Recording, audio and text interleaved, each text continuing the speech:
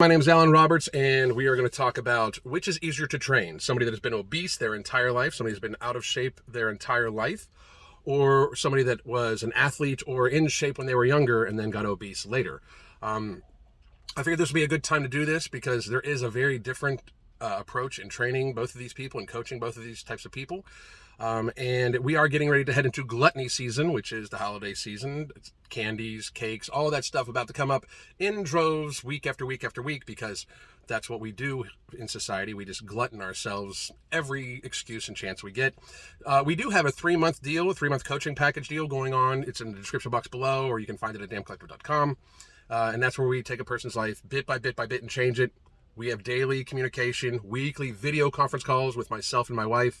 There's free live classes, free yoga attached to it. We have a hunger management support group that's attached to it. So you should check that out. If you don't want to gain that extra 15 pounds that you know is going to put you in a heart attack zone, you should check that out. If you have a hard time not gaining weight on the holidays, we can help you out. You should check that out. Anyway, so we were talking the other day, my wife and I, on which clients are harder. The people that have been healthy at one point in time, been athletic especially, and the people that have been abused by their family, whether they know it or not, and were always obese, even as children, like their parents, whether they knew they were abusing them or not. And we need to get there faster, society. Were overfed and obese children, and then became obese adults. And it just keeps getting worse and worse and worse because that's all the habits they know. In my honest opinion, coaching people that were once athletes, especially that have gotten morbidly obese, have gotten out of shape, is vastly more difficult. It's so much harder for many, many, many reasons. We'll get to those reasons in a second, but the reason why for people that have been obese their entire life due to poor lifestyle habits taught to them, given to them from their parents, or society, of course, because if you grow up, where your parents are just letting you watch video games and then listen to like people like, I don't know, Lizzo, Tess Holiday, the glamorization of obesity from when you were a little child. If you have been sickly obese your entire life, which is what obesity is, you don't even know what it's like to feel healthy. You don't even know what it's like to feel good. You don't even know what it's like to be able to move around well, because if you've been obese your entire life, you have no idea what that's like. So for those folks, their life changes literally when we can get them to just hydrate correctly, get proper sleep, try to minimize the processed food that they're taking in. They start feeling such great positive health effects from that. They realize that they can actually do this a lot of times. Now, a lot of these folks are very, very addicted to the foods that have kept them obese their entire life. And it's very, very hard because their social groups, which do affect their behavior, and all the people they look up to, which does affect their behavior, are normally obese because they try to seek out people that are like them to make themselves feel comfortable. So instead of leading out of their comfort zone, they end up, falling back into these things. Plus, there is the addictive nature of processed food, which just cannot be denied. And most of these folks have some sort of serious eating disorder and or food addiction. If you are a 300-pound person, you should just get to the factor that you have some sort of disordered eating, and you should get some help about that. Period. I mean, it's not even a matter. You are eating in such a disordered fashion that you are 300 pounds plus. It is unhealthy. It is disordered. It is literally what you cannot do, So that is my strongest suggestion to you. If you've always been overweight, change the very few things. Try to get your body weight divided in half as a minimum of ounces of fluid to take in a day. Try to ingest no calories via fluid all day. Try to not take in soda. Try to not take in sweet tasting drinks at all, because that's what's keeping it on you. Try to get proper sleep. If you have problems with sleep, get a sleep study done. If you're a 300-pound person and you have trouble sleeping, you probably have sleep apnea. You should get checked. You should have that checked out, because sleep is radically important in controlling your hunger. You should try to minimize the amount of processed food you take in, because that food is in fact making you hungrier, and it is in fact making it harder for you to stay away from it, and it is in fact crashing your hormones. Ultra processed foods are very, very bad for you. Treat sugar like you would alcohol, like you would an addictive substance, because chances are most of you are addicted to it. We have a few clients right now that are actually going through sugar withdrawals, like as if it's like DTs. No shit. So They, however, are much easier to coach and much easier to see results because they themselves see immediate results that they've never felt before. They all of a sudden feel much, much, much healthier just in properly hydrating, getting proper rest, and then starting to change their diets. They have many, many issues that maybe lead them back to backsliding, but they do see more immediate results and are much more receptive once they get to the fact that they realize that they've been lied to their entire lives and they're just not big boned, they're fucking fat. So it's very, very, very true. Now, athletes, ex-athletes, or people that were in shape at one point in time and then got out of shape when they hit their 20s and your metabolism slows down, age has relatively little to do with the actual makeup of your basal metabolic rate. People don't seem to understand. If you actually even look at the equation, which is a guesstimate, but if you look at the equation, it is not that big of a factor. It's like something like 50 calories per decade or something like that it goes down. And if you train properly, eat properly, or like that, it's even less than that. I personally believe that is just kind of a fallacy. Age is how you treat your body. If your body stays in motion and you have low oxidative stress and you try to keep your stress levels down and you try to keep those sorts of things down, you don't age quite at the same pace. Like, this is no offense meant to anybody else. It's not trying to be a flex, but I don't feel like I'm 50 years old, and I don't necessarily relate to the age factors of other 50-year-olds. Like, do I have injuries and stuff like that from being an athlete when I was younger that catch up to me sometimes? Absolutely. But when it comes to metabolic function and energy and those sorts of things, I feel better than I did when I was 25, frankly, because I'm not obese anymore.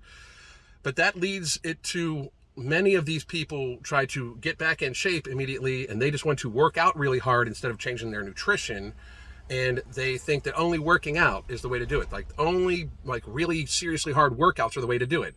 Which, for most of them, they were an athlete at one point in time, so they do know how to work out very, very, very hard. They just haven't done it in a long, long, long time. So they try to push themselves to the point where they think that they should be able to just pick it up and a month later be at the athletic level that they used to be.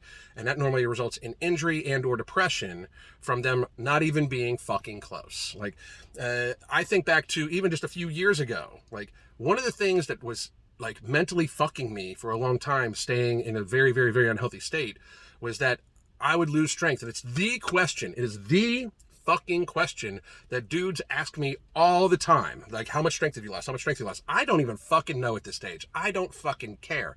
I know that I am in better athletic condition shape than I've probably ever been in my adult life right fucking now. That I can tell you. But to think about strength and like number on a bar, I could not even begin to fucking tell you. I have not been under a squat rack, under a squat bar in a fucking year. I mean, I just don't do it anymore. I do different types of squats. I do goblet squats. I still deadlift, but I don't deadlift like necessarily for anything but repetition. I mean, like, I train athletically differently. I bet you my pound for pound strength is way better right now than what it was when I was fucking fat ass. I would bet you very seriously that it's way better. I just don't know because I'm not going to test it because I just focused on my health. Just so happens that me focusing on my health has got me feeling better about how I look than probably ever before, and also in a healthier state like than I've ever been. My doctor's like, what the fuck are you doing and what can I do to fucking do it? Like, no shit, okay? But for a long time, the thought of getting weak or being an under 200 pound guy, because that made me a pussy in my own mind, that was keeping me fat. It was my excuse to stay fat. It was my excuse to stay unhealthy because, well, I got to be a big, strong dude. Like, I mean, that happens to all the athletes. And then when I would get myself very seriously out of shape, often, like many times, I would go back in my head and think like, well, when I was, 20, I could do A, B, C, D, E. I could do I could do many, many, many things. Some of them I still can't do now, but I'm just in better shape than I was back then. But I had many other skill sets that I can't possibly do now, and I would compare myself to that fucking dude. So I would compare myself both to the athlete I was when I was right out of high school and stuff like that, and then I would compare myself again to the big, strong, fat fuck that I used to be. And both those are massively unhealthy.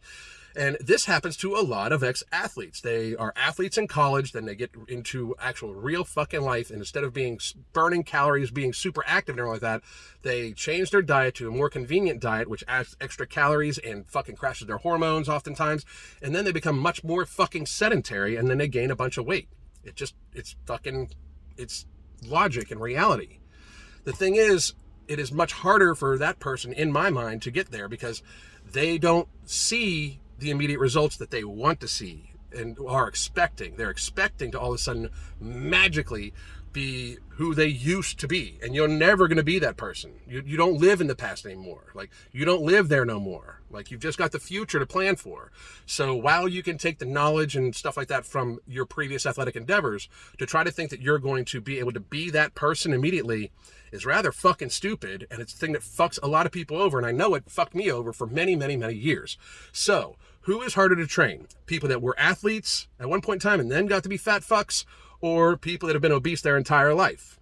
And it is easily the people that have been obese their entire life, because they have nothing to look back on other than pain and ill health.